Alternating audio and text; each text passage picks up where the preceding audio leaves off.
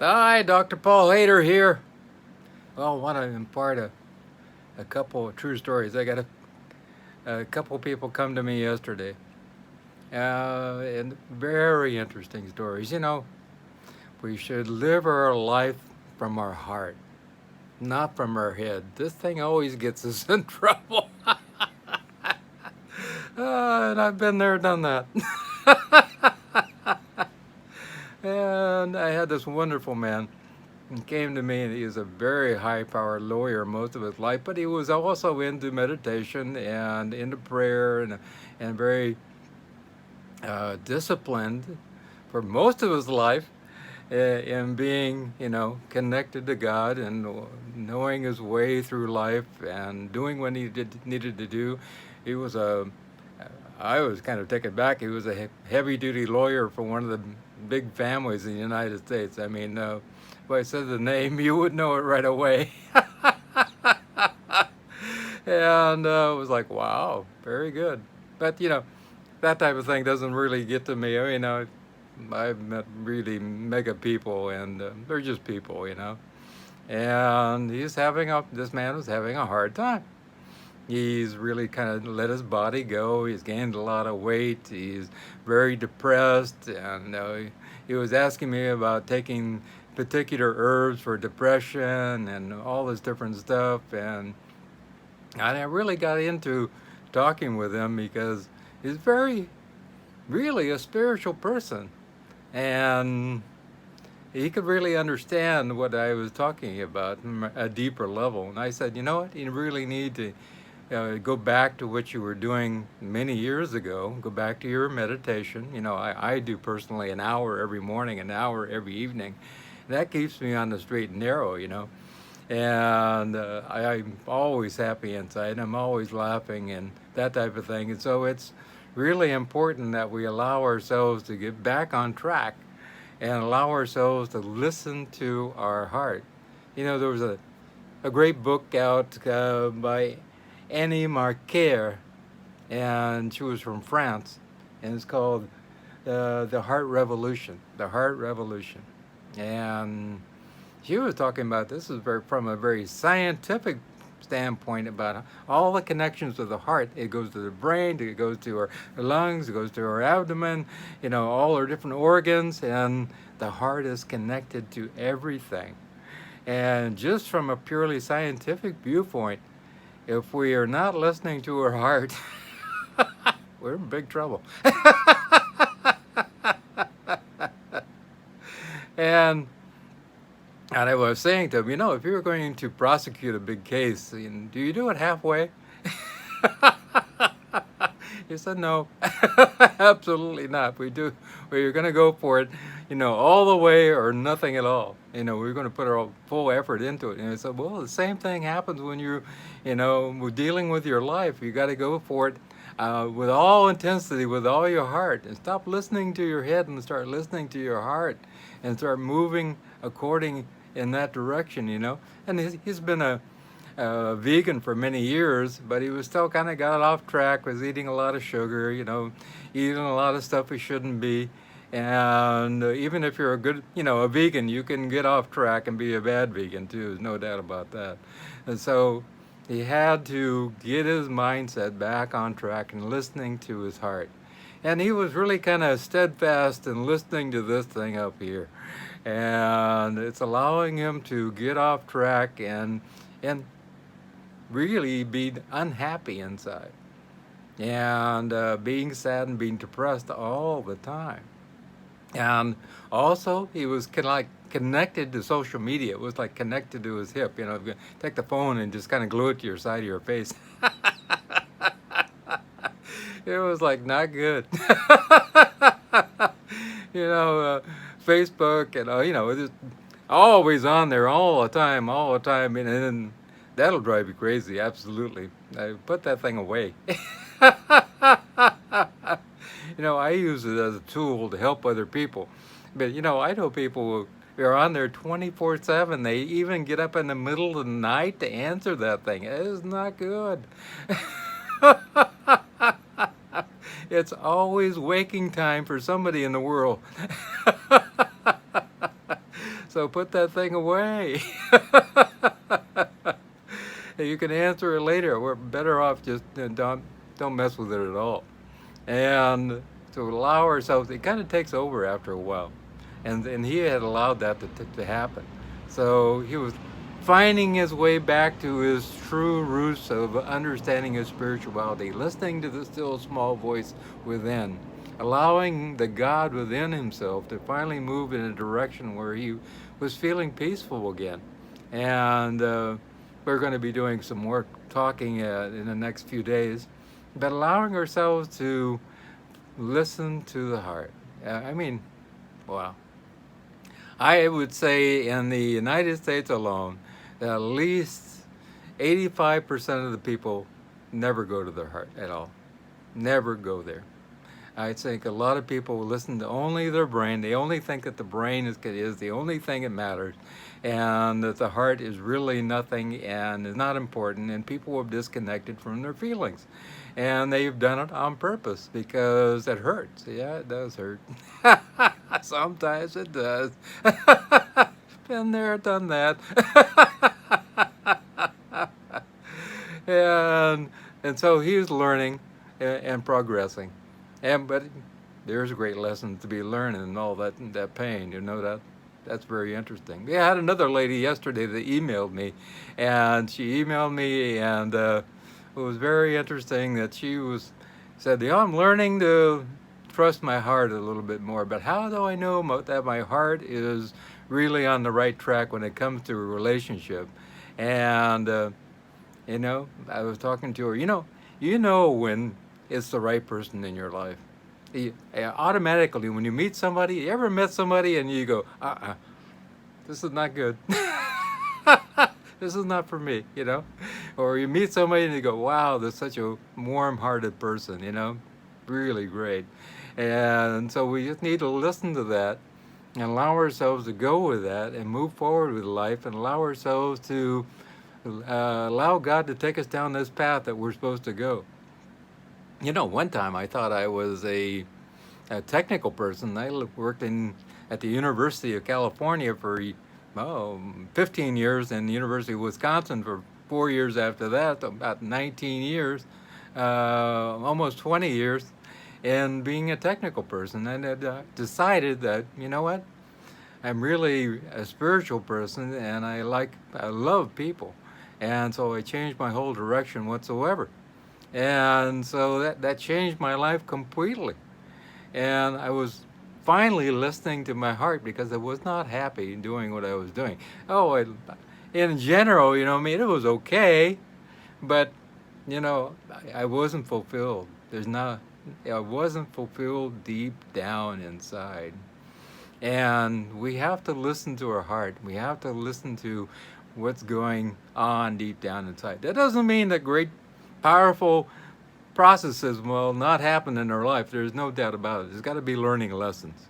And love is one of those learning lessons. You know what I mean? You may get together with somebody right now, and it may be great. You may have a wonderful relationship, and there'll be trials and tribulations, but there are also those things where, love is a process of allowing ourselves to forgive, forget, and move on daily. We're all mess up. Everybody makes mistakes, and we do it on a regular basis every day. And if you don't have that forgive, forget, move on in your life with your relationship, you might as well forget it. Yes, it's not going to work. There's no doubt about it. If you hold on to anger, about how much milk you got on your cornflakes every day, you're in big trouble. It ain't gonna work. There's no doubt about it. So, and your wife pours on too much milk. I mean, that's it.